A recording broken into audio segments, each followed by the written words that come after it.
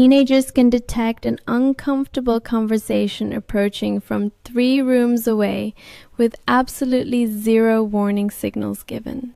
The moment you say, "We need to talk," their entire nervous system begins preparing for something between a dentist and a courtroom. And yet every parent eventually walks straight into one of these 7 conversations, like someone who has never met a teenager before. Welcome to the Hall of Fame for talks your teen would genuinely prefer to avoid for the rest of their natural life. Number 1. The puberty talk, delivered with the energy of someone presenting at a medical conference nobody registered for. You have been preparing for this moment for weeks, with books, diagrams, and the calm confidence of someone about to make a huge mistake. Your teen is standing in the kitchen, eating cereal, and has approximately zero interest in what is about to happen to this morning. So we need to have a conversation about what your body is going through right now, because it is completely natural and normal. Your teen's face does the specific thing where it stays completely still, but every internal system quietly begins looking for an exit. You continue because you prepared and you are committed. Your body is changing, and that is healthy. And you can always come to me. Stanford adolescent development research confirms the central problem here. Teens already know all of this information from sources that were not their parents. What they do not want is a parent narrating their biology out loud in a room they cannot leave without making the whole thing worse. You pull out the book, the one with illustrations. The one you ordered at midnight with genuine and well-intentioned good faith. Your teen reacts the way someone reacts when they realize the fire exit is locked and the fire is getting closer and more personal. You finish feeling like a responsible and emotionally available parent, and they avoid direct eye contact with you for the next several weeks. Then the other parent attempts a follow-up check-in, and the conversation ends so fast it technically did not happen by any measurable standard. Number 2. The social media investigation that starts with genuine curiosity and ends with everyone feeling slightly betrayed by something. You followed them on one platform, misread something on another, and now you have questions that no teenager wants to answer from a parent. What does this caption mean? They look at you the way someone looks at a person reading a map upside down with total confidence. You try to engage with a meme you found, and your interpretation of it is so incorrect, it creates a new category of wrong entirely. You mention astrology because you saw a post about it, and you want to connect, and the question comes out sounding like a cult inquiry. Northwestern digital literacy research confirms what every teenager already knows instinctively, without needing anyone to explain it to them. When a parent enters their online world, it feels less like connection and more like someone's guardian showing up at a private party uninvited. Then comes the comment on their post. Something warm and proud and publicly visible to every single person they are trying to impress. Their online reputation does not just take damage, it experiences the kind of event that gets discussed in their group chat for weeks. You meant love, and they received something that required an immediate and deeply serious damage control conversation with their closest friends. The worst part is that you will do it again because you genuinely do not understand what just happened or why it was so catastrophic. Number 3. The moment one name gets mentioned twice and you begin mentally planning events that are years away from being relevant. Your teen mentions a name in passing. Just the name, dropped casually into a sentence about something completely unrelated to romance. You file it. You wait. You hear the name again 3 days later and your brain lights up like someone just confirmed a major hypothesis. So who exactly is this person? Just a friend? Just a friend or just a friend? Those are the same thing. Are they though? Columbia Communication research confirms that teens experience parental curiosity about their social lives as something closer to formal interrogation under mood lighting. You keep going because you care, and caring apparently requires knowing everything, including things that have not happened yet and may never happen. What does their family do? I genuinely do not know. What are their plans after school? They are 15, so no plans yet then. Meanwhile, your teen is not blushing. They're calculating how many days they need to wait before mentioning any name to you again. The other parent attempts the cool approach, which is never cool, and uses the word chill in a way that should be retired permanently. Your teen's nervous system does the digital equivalent of shutting down all unnecessary programs and rebooting in a completely different room. They are not avoiding the relationship question. They are avoiding the experience of watching you have this conversation ever again. Number 4.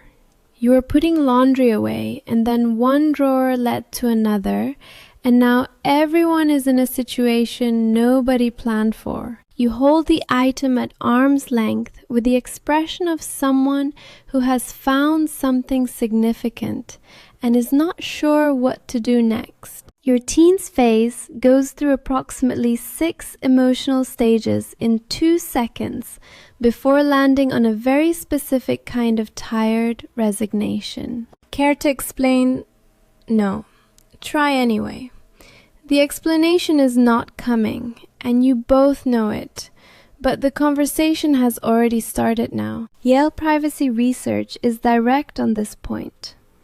This conversation stopped being about the item the moment you opened that particular drawer. It became about the fact that a private space was entered and something was found, and now trust is doing something complicated in the room. You say, "This is not about me going through your things," and your teen's expression confirms that this is exactly about that and nothing else. Dad appears in the doorway, reads the atmospheric pressure of the room correctly, and makes the smartest decision anyone will make today. He leaves. He comes back later with a mediation attempt that satisfies nobody and accidentally makes both sides slightly more frustrated than before. The item gets addressed eventually in some form, but what actually lingers is a drawer question, and who opened it, and why today specifically. Nothing rebuilds faster than trust that has been accidentally bulldozed, which is not accurate, but it sounds better than the true version. Number 5. The moment you decide to speak their language, and the language immediately files a formal complaint against you with the authorities. Every parent attempts this eventually, and the results are consistent enough that researchers could set a clock by the pattern of failure. You start small, one word deployed carefully in a low-stakes environment, and the reaction tells you everything about your pronunciation. That dinner was incredible, no cap. Dad, I need you to stop. Why, I am keeping it real. You are keeping it painful. Please stop. MIT. Linguistic research confirms what teenagers have been reporting for years. Slang evolves faster than any parent can track or accurately deploy. By the time you have learned a phrase, memorized its usage, and felt confident enough to use it publicly, it is already 2 years retired. You add a word to a sentence that does not need it, and your teen looks at you like you have committed an error that cannot be corrected. You take the slang into a public setting, a school event, a conversation with one of their friends, and the fallout is immediate and total. Their friend stares. Your teen stares. A silence occurs that contains more information than most conversations manage to convey in 20 minutes. You tell yourself you are being ironic, which is both untrue and something that makes absolutely no difference to anyone present in that moment. The embarrassment is not about the word, it is about the gap it reveals and the fact that you tried to close it by standing on their side of it. Number 6. Your teen spends a quiet afternoon in their room and you conduct a full wellness assessment based on evidence that does not exist. They are doing homework.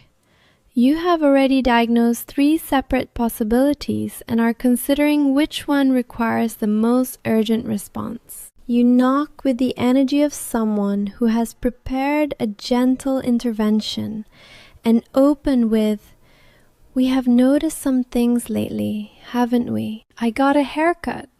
That is not what we mean." "Then what do you mean? You seem different." "I am the same, just with less hair now." Northwestern adolescent psychology research describes this dynamic precisely. Parents are pattern-seeking during years when teens are simply existing and adjusting. We see a closed door and interpret it as a distress signal, when it is frequently just a person who wants 40 minutes of quiet alone time. You ask if they want to talk to someone. "I'm not struggling." That sounds like something someone struggling would say. It really does not. Are other people pressuring you into what?